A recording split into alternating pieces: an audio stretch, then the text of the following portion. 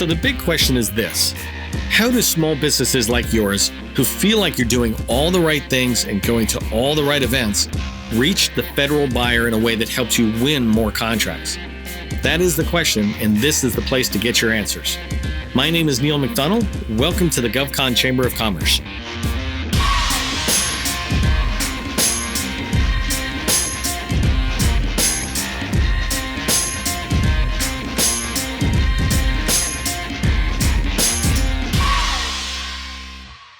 Okay, let's get started.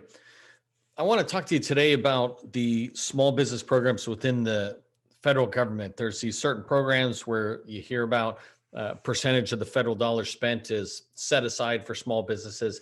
I'm going to talk to you a bit about it. Mostly, I just want to introduce you to the programs today and give you kind of a starter. And maybe in future videos, I'll break each one of them down a little bit further.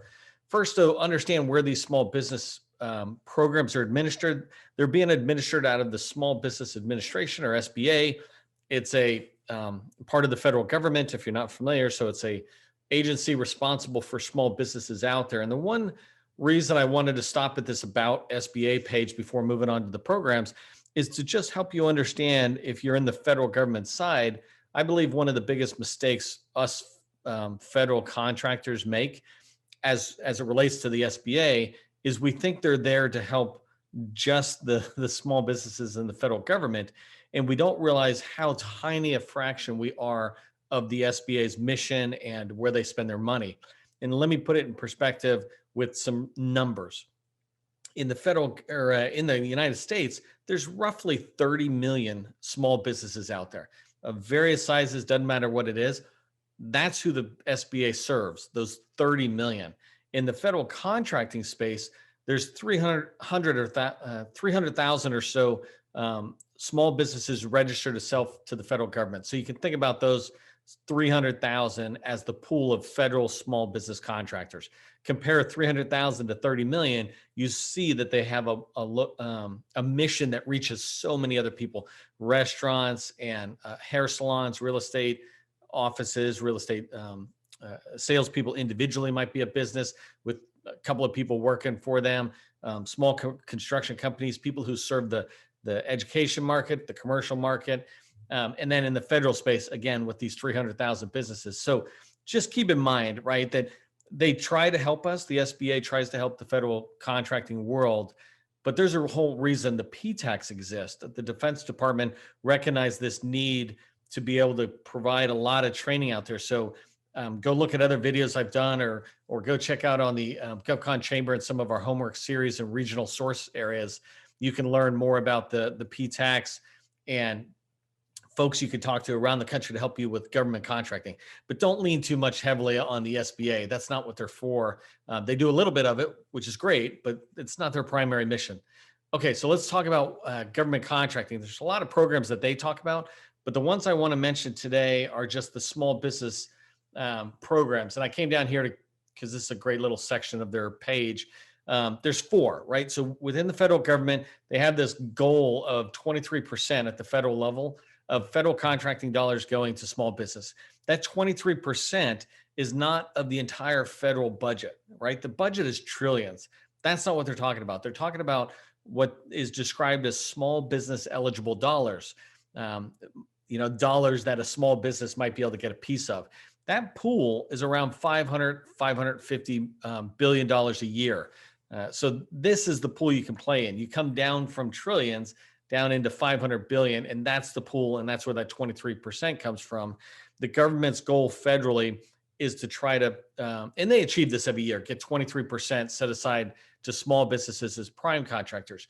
They have subcategories in that 23%. So not in addition, but as part of that 23%, they try to sit there and set 5% aside to women-owned businesses. So these are businesses owned primarily by women, 51%, majority owned, and run and operated by women owners. So that's the women-owned business.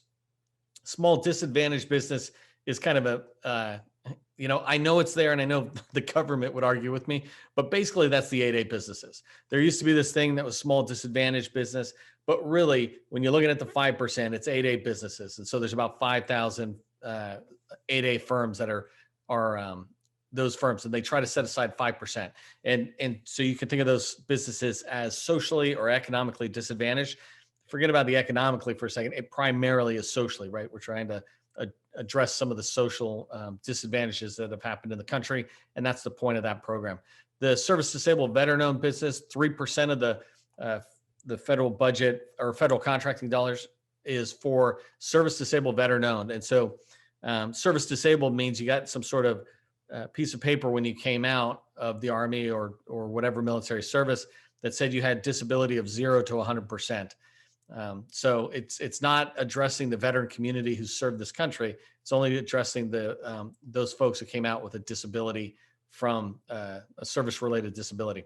So that's 3%. And then HUBZone is my favorite because the women-owned business, the small disadvantaged business or 8A, and the service disabled, those three are all about the business owner. An individual business owner gets that designation, and so the advantage is going to them. But the small business HUBZone program, that's about a community. And so that's the government trying to sit there and funnel back through legitimate contract awards to a community that is in a historically underutilized business zone, is what they call it. That's why it's called HUBZone.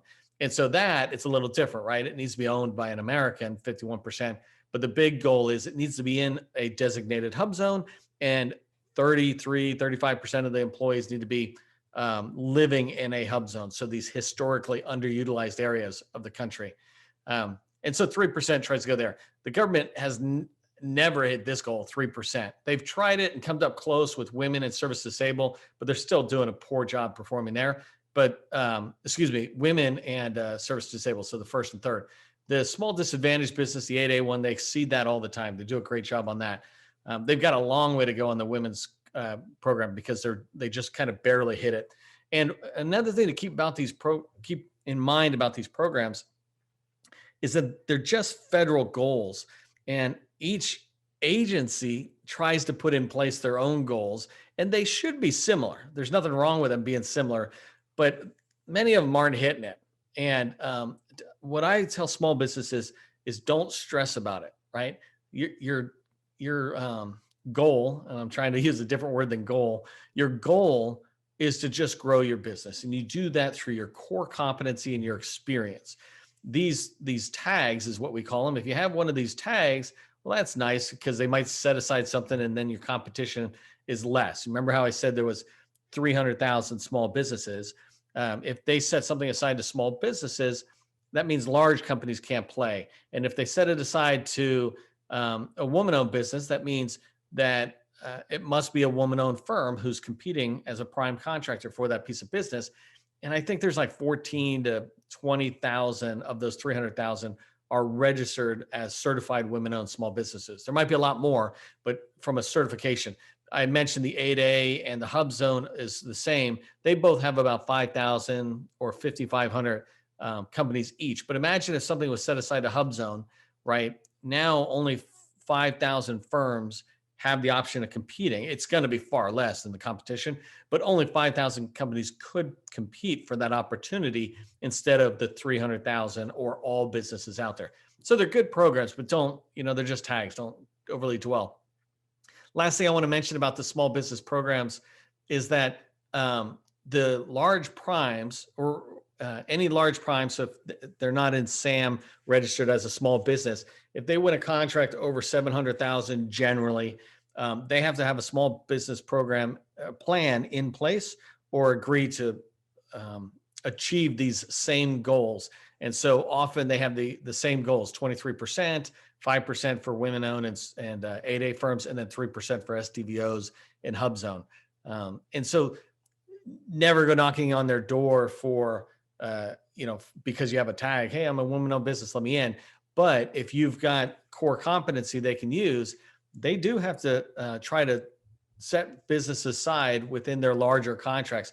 And I said over 700,000, right? But imagine if it's a $100 million contract or $1 billion contract vehicle, then you're talking about some real stuff. And so if I brought it all back and try to wrap this up, these program structures are part of the government trying to set contracts aside to level the playing field out there. But the best way you can win any of this business is have your core competencies super focused so that the government and the large primes can see what you offer and see where you fit in. If you have that really tied up with some past performance at a smaller level, you'll find you're able to grow, and then you can begin to compete for any of these tags that might fit for you. So that's just a quick intro to the program. Later on, I might talk about what they are and how you might influence getting something set aside. Go to the GovCon Chamber if you're in a HUBZone and you're thinking about going that direction. We have an entire course on how to apply for the HUBZone certification, and that's free on, I think we put it on Udemy, YouTube, and the GovCon Chamber's website over here. So you can find that in the library if you sign up. All right, if you found this content valuable, others will too. Please give it a thumbs up so they can find it. If you'd like to connect with me personally, I'd love to hear from new people, so do so on LinkedIn. We often do free training webinars and interview federal buyers. Sign up for the GovCon Chamber's email list right here at www.govconchamber.com so you can be notified about these new opportunities. Finally, please consider becoming a sustaining member of the GovCon Chamber of Commerce. Help us keep bringing you great content like this for $1 a day. I'm Neil McDonnell, wishing you great success.